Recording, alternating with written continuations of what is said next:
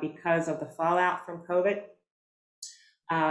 We also learned and have done some introspection on the philanthropic practices that we've employed over the years that are helping and hindering our effectiveness in pursuing health equity through the lens of racial equity and economic inclusion. So we're in a process of learning and growing at Health Forward, as I know we all are, as we've had to pivot, our favorite word of the past year, and some change to figure out how we chart our course for a new normal together.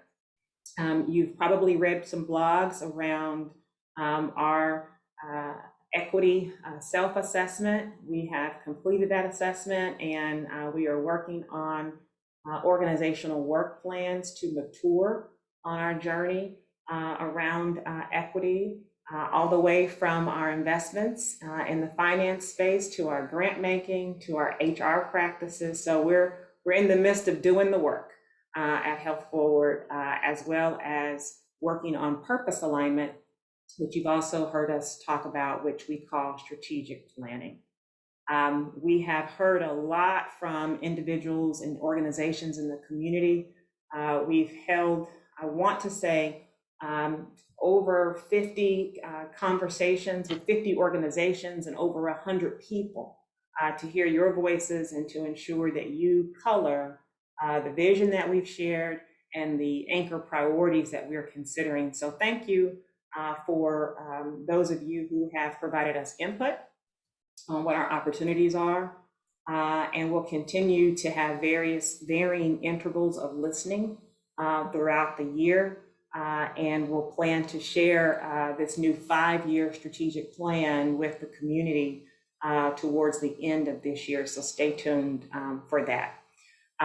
You should know that our commitment continues around providing direct service funding for oral, medical, and behavioral health in a new and different way. Perhaps we're recasting those strategies, but our commitment persists. And we'll do so with a focus on a system of care that is high quality and culturally responsive with respect to access, treatment, prevention, and recovery. So know that we'll remain present in our purpose alignment process. With that, I'm excited to introduce you to Angelique, or Angie, Williams. She recently joined our foundation, I want to say 2.5, 3 weeks ago. She's brand spanking new, and I keep asking her every day, you coming back tomorrow? You still here? We have a lot going on. And so really thankful that Angie has joined us. She's has come to us from the Red Cross, and prior to that, the YMCA of Kansas City, and has a long history with the Y across the country and various affiliates. And so I'll turn it over to Angie to briefly introduce herself.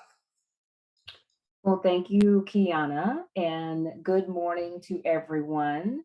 As Kiana mentioned, I too am very much thrilled to be working with a very talented group of people with the Health Forward Foundation. But more importantly, I'm excited to be engaged in the mission work that we are doing with the purpose of advancing health equity, and which in turn, as you all know, supports an overall healthier community.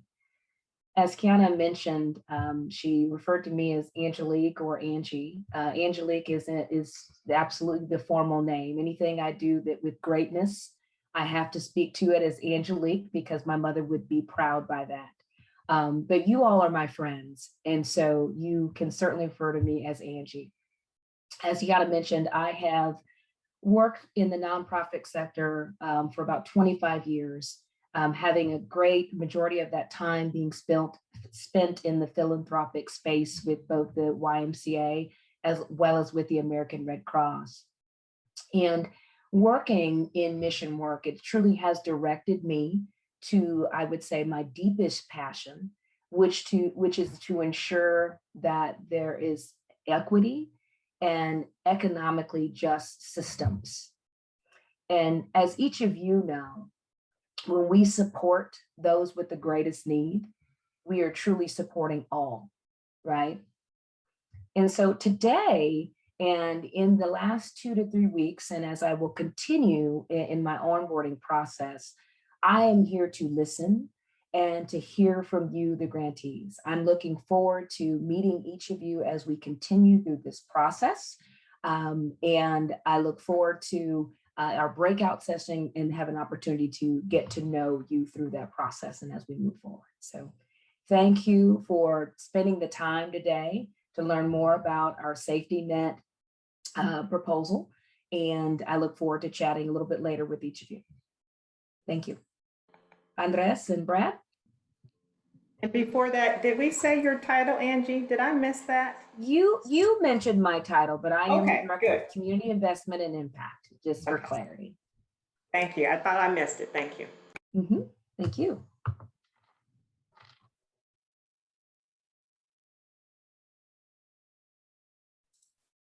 Andres, do you want to jump in? Sure. Thank you, Angie. Thank you, Kiana and Corey, for the opening comments for today's session. I'd like to introduce myself to those of you who may not be familiar with me. I am Andres Dominguez, one of the program officers on the Safety Net team. We have a team of 3, which includes Brad Hart and Lee Quarles. And Karen Guile helps us immensely with the grant management system. And of course, Corey, which helps us with all the everyday to-day deadlines and calendar issues, and always putting us on target as it relates to our RFP.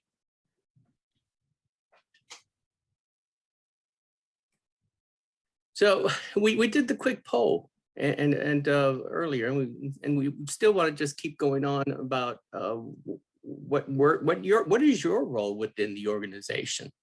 So you just quickly note it there. We're always trying to gauge to find out who is in our audience.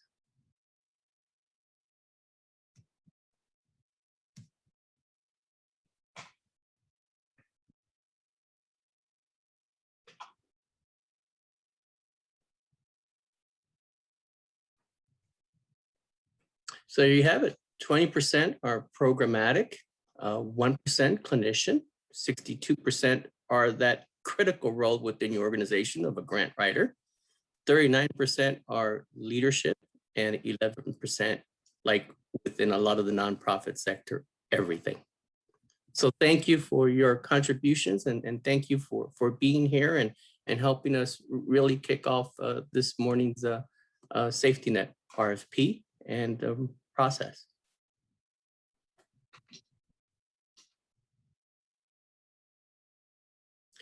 So many of you have heard this already. You've heard it at some of the other RFP pre-proposal discussions. This is my 14th safety net, and I was just looking around the room, and I think maybe Michelle Biondo, Amy Falk, Susan Ray, there's a few of you who probably were at some of those early sessions that Graciela Cochinal orchestrated at the Pioneer campus in the auditorium a few years back. We used to host them there. We've held them at a variety of other locales. This is our second Zoom opportunity. I call it an opportunity because it really always is an opportunity to be able to share what we do in Safety Net. As Brad would say, no bacon today, but when we do meet in person, we owe you 2 sessions of bacon. So that will be forthcoming. In the meantime, this is our mission. It is to eliminate barriers and promote quality health for the uninsured and underserved. It's a mission that we've had for many years, one that we're very proud of. Our vision, quite simply, Kiana noted it, the direction that we're going, the direction that we're moving, but we're still about healthy people and healthy communities, keeping it very simple, yet, as you all know, trying to get to that vision in this region, while it may be a challenge, I always feel it is doable.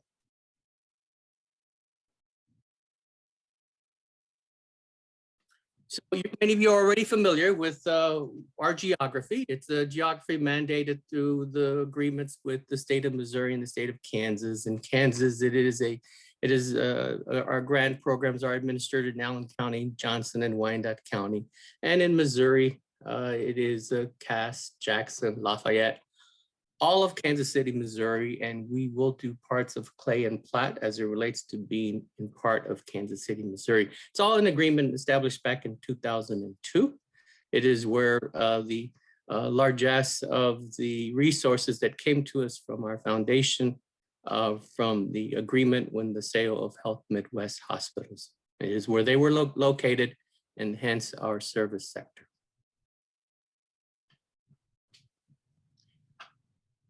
So about Health Forward and our funding opportunities, many of you have applied to the other rounds.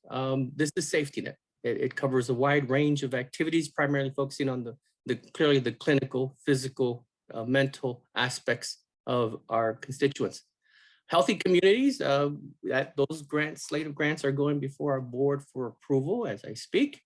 And mental health, right now, we're right in the thick of it, reviewing those grants in partnership with the external reviewers that assist us in that due diligence. And finally, we still have the applicant-defined grants. Those are those grants that we review on a monthly basis for 11 months out of the year, except for December. And those grants are designed to allow prospective grantees to identify what their pressing issues and challenges are. They can range everything from programmatic innovation, programmatic, like I said, programmatic support, or just core support. You really tell us what your pressing needs are for your organization. And then we also have special initiatives, those ideas, those resources which are used to take on challenges that oftentimes our board has said, this is a role for our foundation to take. It's a critical piece of who we are, and it's a critical piece for our community.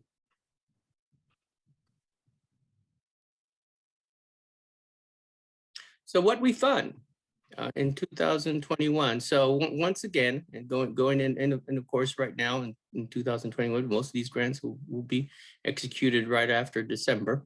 But as safety net, we strive to improve access to quality healthcare, preventative care, and when our system leaves gaps, we hope the safety net addresses those. We have approximately 4.5 million is available to be distributed. Up to 3 million is connected to our multi-year plans that were approved in 2019.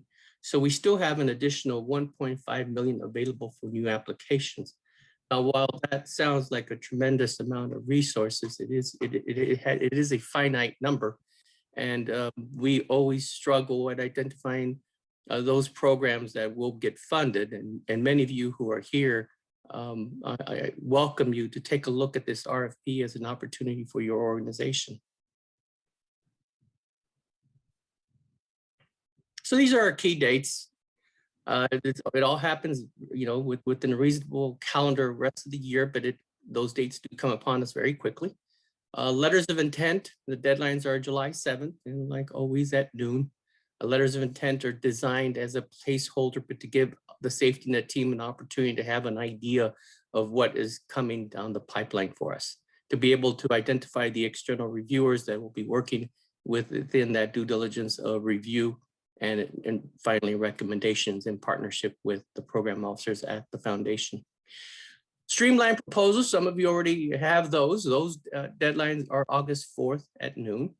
And then a full proposal deadline, August 11th. So while we have letters of intent, we do not use those as a screening out tool. I will share with you that if we do get a letter of intent that oftentimes may be out of the scope of work that we're thinking with the safety net, you may get a call and the need for a clarification and better understanding so that your full proposal is in fact addressing the key issues that we're trying to solve within the safety net RFP.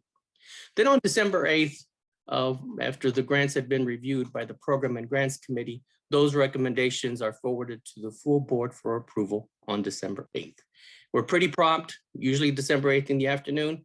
An email is sent out to our constituents and as a press release to the community to share what grants were approved.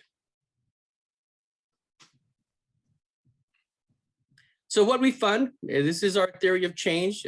I remember when we first held a safety net discussion at a conference convening a few years ago to go over our theory of change. It's about access, quality, and costs. Access being about the timely use of personal healthcare services to achieve the best health outcomes for our community. Quality, that healthcare that is patient-centered and integrated across conditions, providers, and setting. Care is delivered in a way that is safe, timely, effective, efficient, and equitable. And then finally, cost, the issue that we all always struggle with as a foundation and in our community, the whole issue of cost. How does that get defined? The economies of scales. Quality of healthcare reduces overall healthcare costs through improvements. This is our roadmap, the best way to describe it. It's the geography of where we want to get from. Our guiding principles would say this is who we are. This is what our challenge is, and this is where we envision ourselves as with principles in mind as we lay out the groundwork. And we identify who those partners are and what they work in and what is their space of interest. And then finally, the barriers that oftentimes just create a challenge, not just a challenge, but a health challenge, a physical challenge, a geography challenge that oftentimes creates the kind of disinvestment that exists in our community and the kind of poor health that oftentimes comes with communities that have been often neglected. Our purpose is as I noted before, it's to support access to a safety of quality health and oral health services that are safe, timely, effective, efficient, equitable, integrated, and affordable. Our strategies are so noted. I encourage all of you to take your time to look at it. These strategies and this whole theory of change is in the RFP as well. And look at the short-term outcomes that we're striving for, then the long-term outcomes. And these are things that I think that all of you are already doing within your organization. And ultimately, we are trying to ensure that people live healthier, that in the end, we have people that live in community where healthcare is affordable and where healthcare is the norm, quality healthcare. And in the end, we look at not just the physical, but that oral healthcare as well, and at the integration of the mental health as well.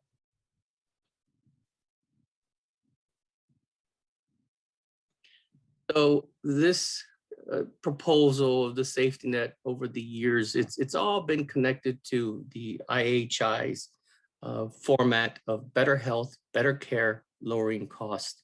And that's our theory of change. Our long-term outcomes are long-term. We're in this situation as a community, not because of what happened a year ago, 2 years ago, but what happened 20, 30, 40, 50 years ago. Our communities, and when I say our communities, I'm talking about communities that have often been neglected, have been severely impacted by the pandemic. And so how can we as a foundation, working with you as our partners, address better health, better care? Because in the end, the pandemic is indicative of the challenges, real challenges that exist in community that you are very much aware of. So many of you were not surprised to see the health outcomes that have come through from this pandemic.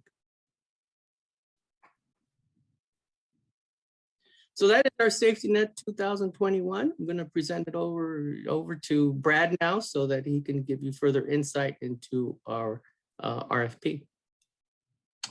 Thank you, Andres. And, it's interesting as we, as a team, were reflecting on our pre-proposal about a month ago and even into the last week as we made final preparations.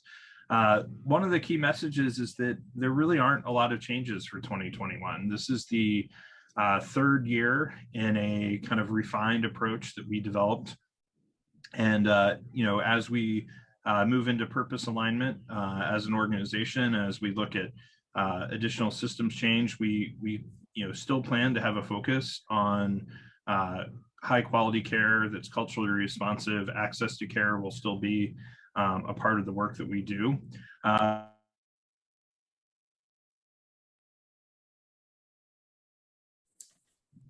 Brad, you went on mute.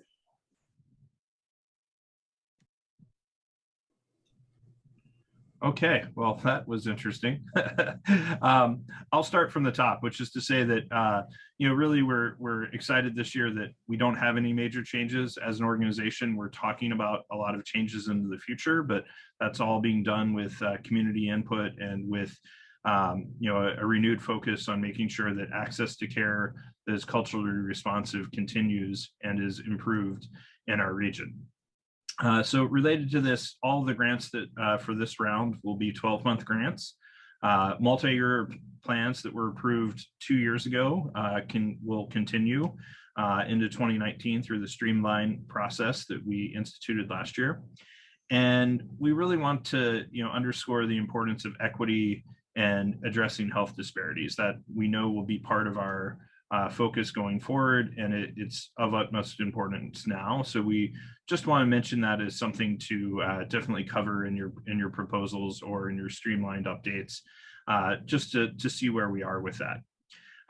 As we move now to the next slide, wanted to talk a little bit about again just some of the basics. The 3 application categories remain unchanged. Those are program, project, and core, which is for our FQHCs and federally designated lookalikes. So that's a status, not just a colloquial term. It's a technical status from HRSA. In terms of our theory of change, the strategies and outcomes remain the same. And again, the streamlined application process remains unchanged for those organizations that have a multi-year plan approved. Moving on to the next slide, you'll see that project support. Again, these definitions are the same as they were last year. This is something that has a specific kind of connected set of activities with a defined beginning and end. Often it's something that you as an organization are trying on a pilot basis or are expanding, as opposed to on the next slide, you'll see our program support, which is really for ongoing activities that are really part of the work that you do on a daily basis as an organization. And so I think the distinction is more important just from the standpoint that we want to communicate that we're interested in funding things that are new and innovative and that are, as an organization, you're doing for the first time or you're doing it in a different way.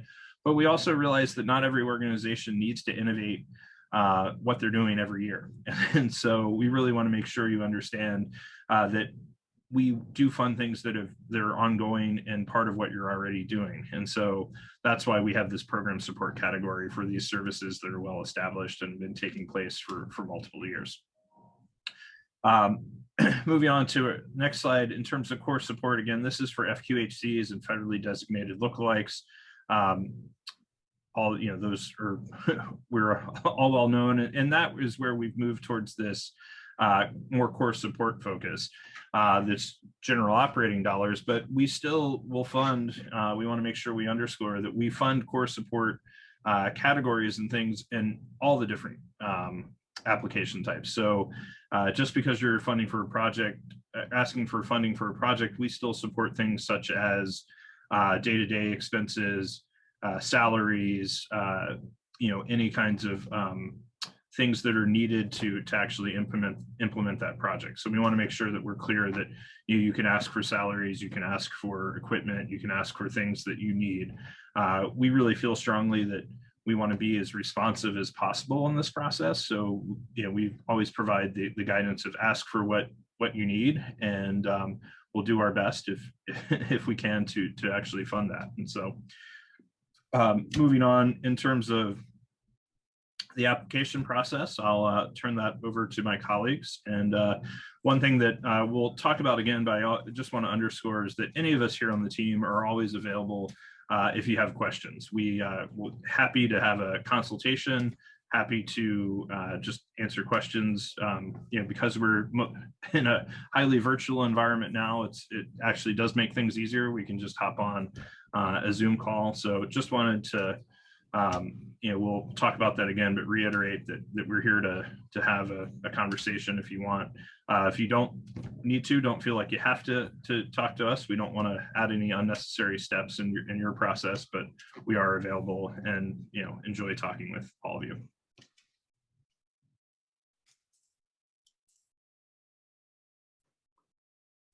Thanks, Brad. Wanted to talk just a little bit about the application process. For those of you who applied through this round last year, it will be the same. We do require a letter of intent be submitted by all folks who are going to submit, including folks who will be a streamlined application. So that will be available to you in the portal. For streamlined proposals, we'll be looking at year 3 of your plan that was approved in 2019.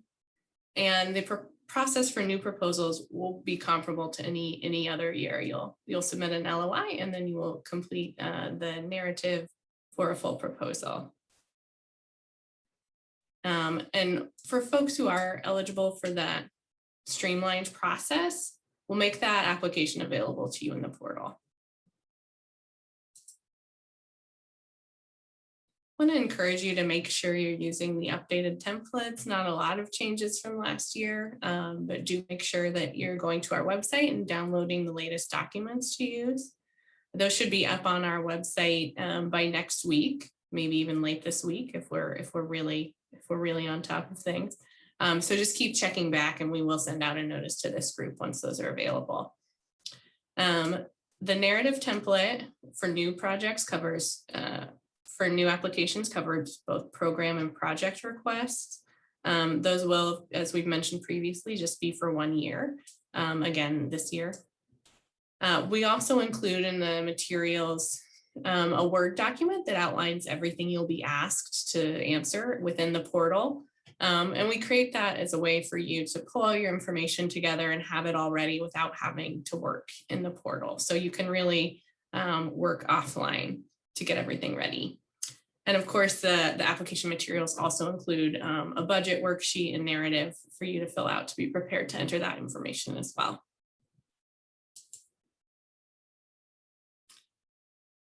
Some general guidelines, since we do require applications be submitted within our portal. Keep your browser updated. Like I said, we make those templates available so you don't have to create content in our system, and we really encourage you to do that. We hate hearing from folks who have lost work because they had a disruption with an internet connection or a glitch on our end or on your end. That stuff does happen. So we encourage you to use those Word documents and save them frequently so you don't lose any work. You will be able to go to our website there, healthforward.org/applications, to download the full narrative package once it's available.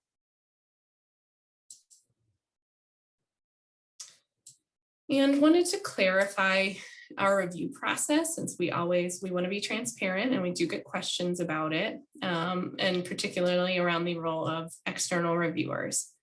Health Forward does consult with external reviewers for their expertise and unbiased feedback. We like hearing from folks who have experience elsewhere in the field and don't have ties to Kansas City. So we know that they are bringing a different perspective than what we can bring internally. We also, however, rely on that internal knowledge, knowledge of this community, knowledge of who's doing work in this field, our history with various applicants and grantees, and how grantees have performed in the past. Ultimately, though, decision-making does lie with Health Forward staff and leadership, with the guidance and final approval of the board of directors. And now I will turn it over to Karen Geil to talk to you more about the application process. Good morning, everyone. I'm Karen Geil. I'm the grants manager for Health Forward for what seems like maybe since prehistoric times. I probably know quite a bit of you. Before I begin, I wanted to do my own little poll and ask if there are any new organizations who are new to applying to Health Forward or new to the safety net round. And if so, could you just type your organization's name in chat for us and let us know? You guys probably didn't know we'd be asking you to do so much work. Probably thought you'd be responding to email during this whole webinar, but here we are asking you all kinds of questions and attending breakout sessions and all this hard work. Corey, could you allow me to share my screen? Thank you.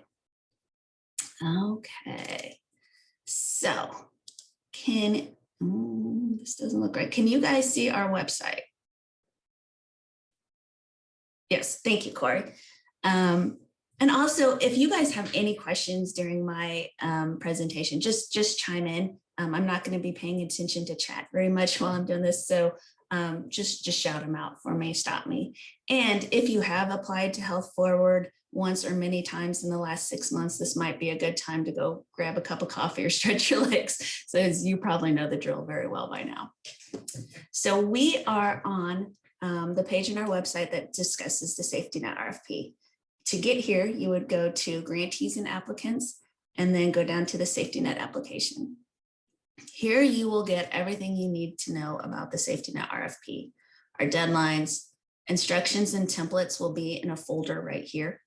You'll have access to the grantee portal here, a link to the grantee portal. And also I wanted to point out there is, if you are new to Health Forward, here's a little virtual tour of our portal, and it shows you, it walks you through the portal and all the functionality. So that might be helpful to you if you're new. If you are, if you want to access the letter of intent template and the full proposal application, you would go to the portal here, and it would take you to this page. You log in, and if you're brand new, you will click new user, and you'll go through a series of eligibility questions, and then it'll ask you to set up your account. If you're not a new user, you just sign in, as you know, and if you forgot your password, of course, click this link right here. Let me go back to, okay, so once you're in the portal, to begin a new application, a new LOI, you'll go to apply now under grant opportunities. And hopefully this will work. It just did not work well for the mental health application. So here you'll see the current grant opportunities we have in 2021. You'll see safety net LOI right here.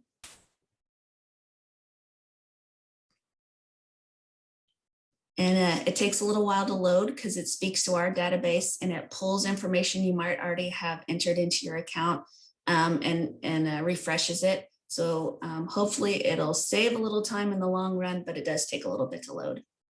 Here's a little description of the safety net, the dates, and you would just click start a new LOI.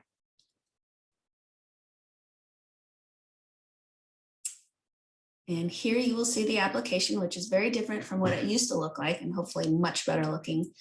We divide it into sections, and you do each section at a time. There's LOI details, which is where you're going to, actually I might just click on here. You'll select your category, whether your project, program, or core. Down here. And you'll just go through the application.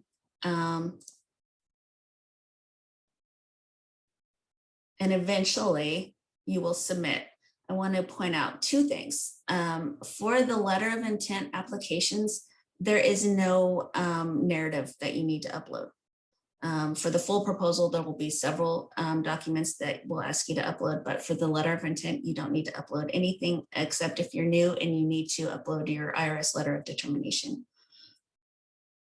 The one fallback to our new system is that there is no functionality to print before you submit. Once you hit submit, you will receive an email with all the information that you entered into the online application. If you ever see that you missed something or something wasn't, you wanted to change something, you can contact our grants admin team and we can make that change for you on our end, or we can reopen your application so that you can make the change yourself. So I just wanted to point that out. And two other things I wanted to cover. Oh, actually three, let me go back here. So once you've begun a new letter of intent, you only go to this section one time to start one, and you'll probably save and go back to it. When you want to go back to that application, you'll go to my letters of intent, not to begin a new one, right? So go back to my letters of intent and you'll find one in progress.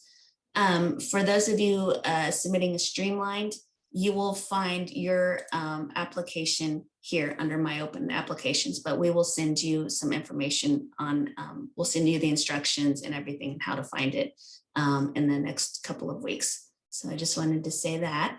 And the final thing I wanted to touch on is if you are new to Health Forward, we really encourage you to maybe reach out to the safety net team, introduce yourself and talk about what you're planning to submit for, and do a consult, as Brad mentioned earlier. And we also encourage you to reach out to the grants team to do a very brief orientation to our application process. We'll walk you through all the ins and outs on how to apply so that, when you get into it, you're not going to get frustrated and stop and feel like you can't reach out to us. You should please know, if you take anything away from this webinar, that you can always reach out to our staff. And don't waste a lot of time and frustration, particularly on technical difficulties in our portal. Reach out to the grants admin staff at grantsadmin@healthforward.org, and we will walk you through it. We'll figure it out. So just wanted to share that. And I think that's all I've got. Thank you. Any questions?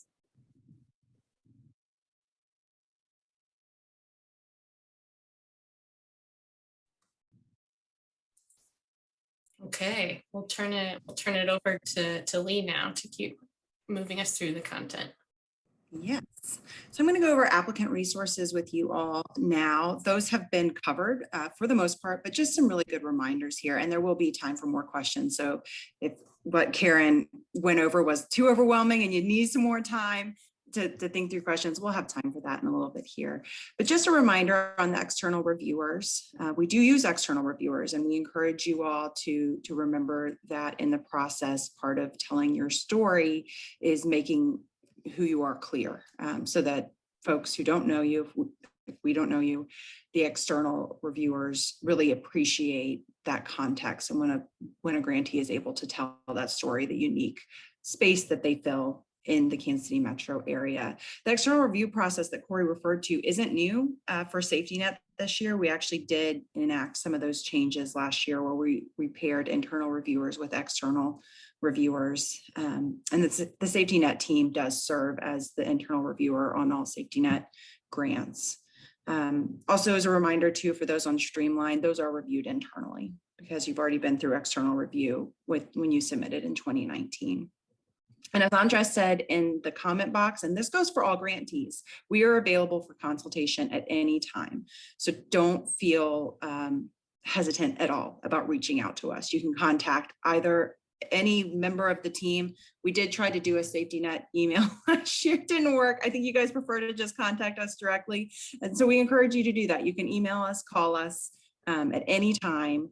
We will also be happy to set up a meeting with the three of us virtually. We're still doing everything virtually, but please don't hesitate to reach out and email us and to set up meetings. Next slide. I'm going to go over the key dates again, because those were presented really early if you didn't have a chance to write them down. Letters of intent for all applicants, whether you're Streamline or new applicant, are due July 7th by noon. I also say to you at that noon deadline, as we referred to before, please, if you're running into issues, it is 11:30 and you think you're not going to get it in time, please do not hesitate to reach out. We are here to work with you. So keep that in mind too. We really don't want anyone going through any stress when it comes to these deadlines. Reach out is, I think, the key point to all of these messages. Streamline proposals are due August 4th. Full proposals are due August 11th, with that final board approval and notifications going out December 8th. And do know too that it is likely, I think you guys saw that timeline before through our process, sometime between August and December, it is likely that you might hear from us as well if we have questions for due diligence or need more information. But if you don't hear anything, it's not a bad sign either. So just know it is a long time between when we get that full board approval, but we're working on it. But don't hesitate to reach out to us if you have questions in between those times as well. We do have resources besides our meeting opportunities. The first is grant writing assistance. We do offer up to 8 hours of grant writing consultation time for organizations with operating budgets under $500,000. If you think you qualify or you have questions about this, please reach out to Corey or Andres. They will be able to help you with that. We are more than happy to sit down and brainstorm proposal ideas or give feedback on previous applications. So if you have applied in the past and haven't been successful, but haven't come in to get any feedback, or you got feedback 2 years ago and you would like kind of a fresh take, we are here to do that. So please reach out, email Brad, Andres, or myself. We also have the option to review exemplary proposals. This process has changed now that we are virtual. So all you need to do is email grantsadmin@helpforward.org, or you can email one of the program officers if that makes you more comfortable, and we'll be able to pull relevant examples for you to review. And finally, for organizations that don't meet our audit requirements, we don't want that to prevent you from applying, and you do have the option to use a fiscal agent. So if you have questions about that too, please reach out. I think our next slide is a question slide. Yeah. Finally, we will give you guys the opportunity, if you have questions right now, if you haven't put it in the chat, feel free to put it in the chat or unmute yourself and ask questions. We are going to take a little break after this and go into breakout groups. So this is not your last chance for questions, but if you have any, please let us know.